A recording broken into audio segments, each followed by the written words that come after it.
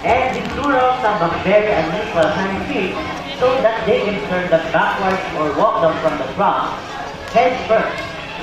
And Luna will going to show us how. Okay, Luna? Go on. Just like that. Wow! Ang galing, di ba? And last, here in the Philippines, pinturong can only be found in where? Saan po sila man dito sa Pilipinas? Forest. Sa Ocean Adventure. Starts with the letter P. Palawan, that's right. That's why they're also known as Palawan Vega. Once again, folks, palakpakan natin si Luna, our pinturong friend. Say bye, Luna. Bye!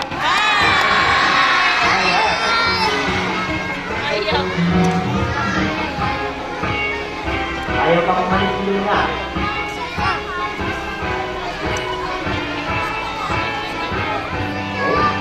Come on, Luna. Go back to your trainer na. Ayaw. Okay, ayan.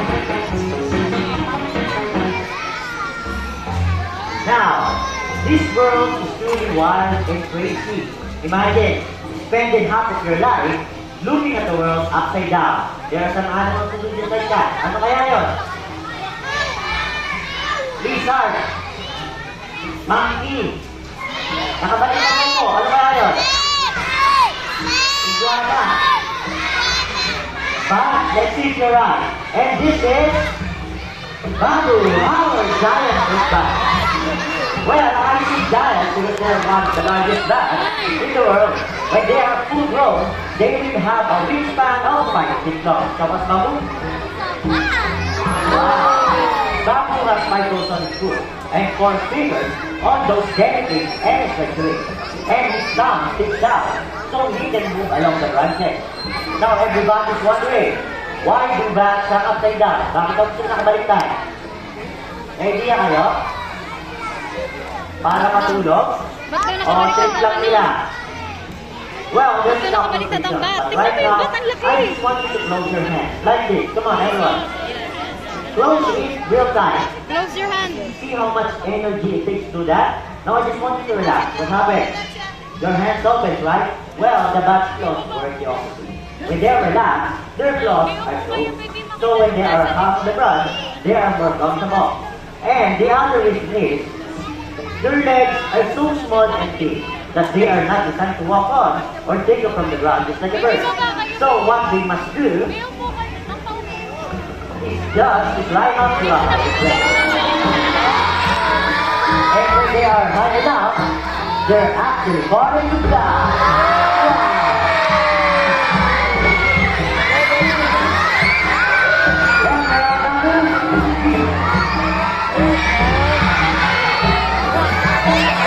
Alright, and that's how about that. Palakpakan natin si Babu. Ang giant Luna. Yes,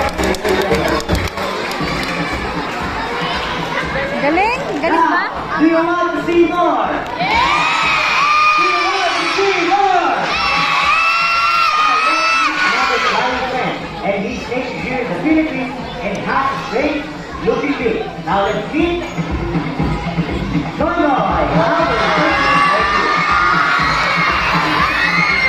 See that squeaking feeling on the back of his beak?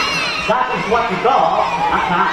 We believe that it acts in a vibrating chamber to make their voices louder. Hornbills are quite chatty. Their calls range from the deep booming sound to things like a donkey, scoops, bellows, and crackles. And I know it's very little hard to see. But hornbills have, pakita mo trainer, eyelashes to make them so cute and sexy. Sana all. Now, it's combination of fruits, smaller animals, insects, and even eggs. And his beak is quite handy so that he can drop fruits from trees just like our fingers. And so you can show us that. Okay, trainer, I have papaya, apple, and grapes. Anong paborito niyo? Grapes. Papaya. Ay, gari. Binago na daw po. And peanut. that he can catch his meal even in midair, just like this. Noise. Wow! Higher finger. One more time, noise. And he got it again. Palakpakan si Boss. How is this hobby? Hey, one finger. Now,